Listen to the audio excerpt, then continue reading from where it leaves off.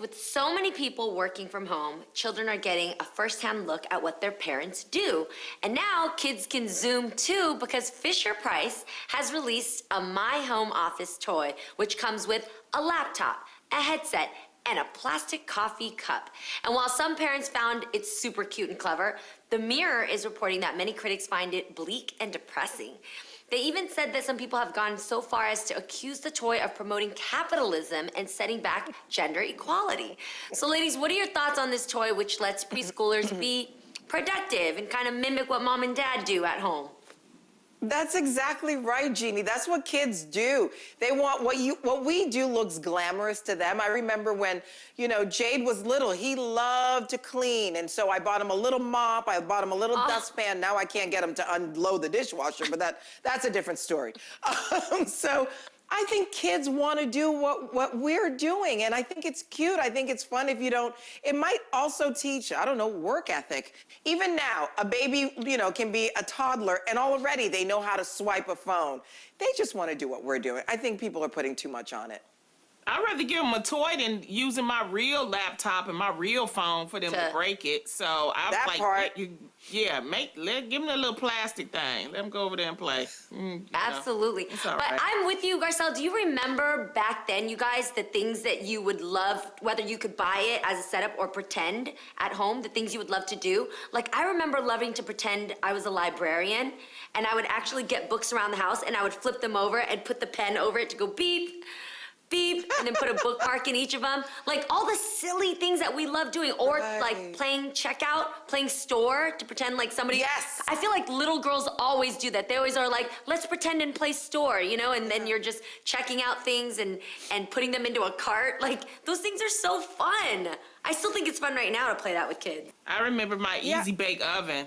I had an Easy Bake I oven. love that. That was like the number one. I love that. I would rather them give out, working products, toys for kids, as opposed to giving little girls dolls and kitchen sets. That's the only thing they can play with. I'm glad that they're promoting work. I think that's not a bad thing.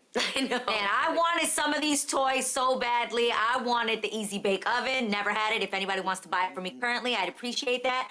But I really, really, really wanted remember when McDonald's did the thing where you could check them out, like you want a number 1, you want a number 5. They had a cash register back in the day, and there it is! Oh my God!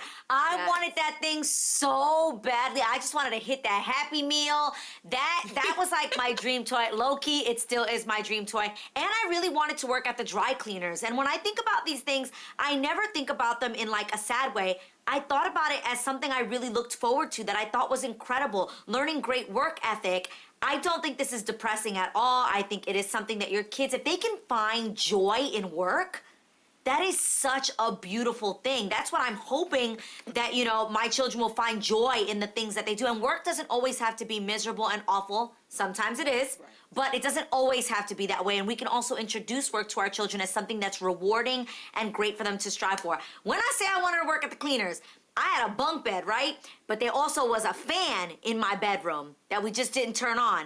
But let me tell you, I would get on the top of that bunk bed and I would put my underclothes, like my underwears and like panties and my mom's bras, and I would put them all on the thing, and because it reminded me of the cleaners, and I would be like, I need your ticket, and move it the way that whatever that machine was that they had.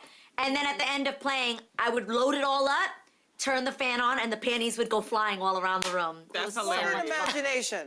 That's amazing imagination. Everything.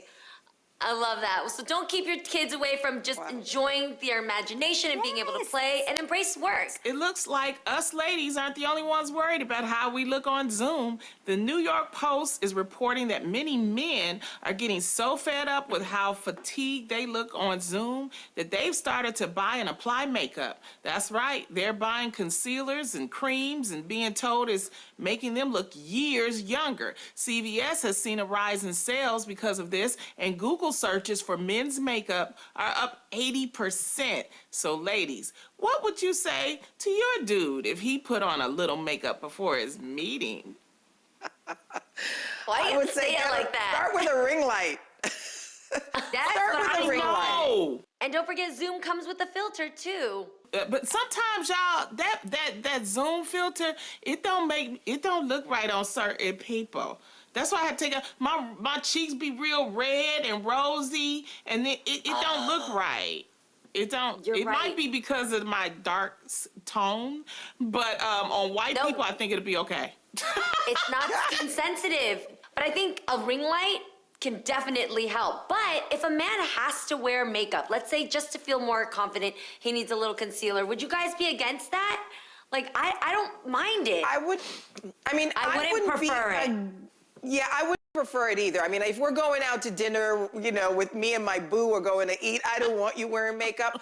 But I'm used to seeing men in makeup. I mean, as an actor, you're in the makeup trailer, you see the guys, get made up for scenes, for all day work. And then at the end of the day, the makeup artists usually say, hey, do you want a hot towel, so that they can wash it off before they leave. Right. So I'm used to seeing men in makeup, but I think for a Zoom, it's probably a little too much. I think a ring light will do the trick. And maybe, Yes. some Aquaphor on the lips. Right.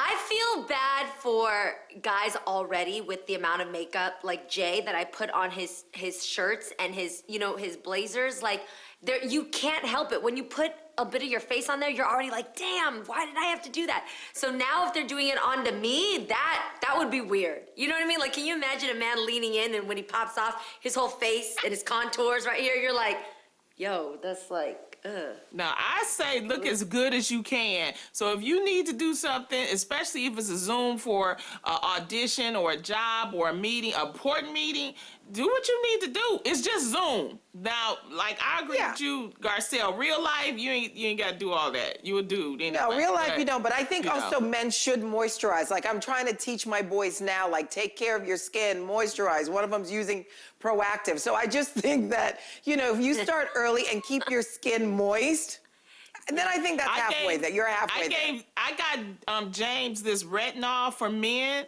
I don't think he using it because I don't see no results. Don't. Yet, so.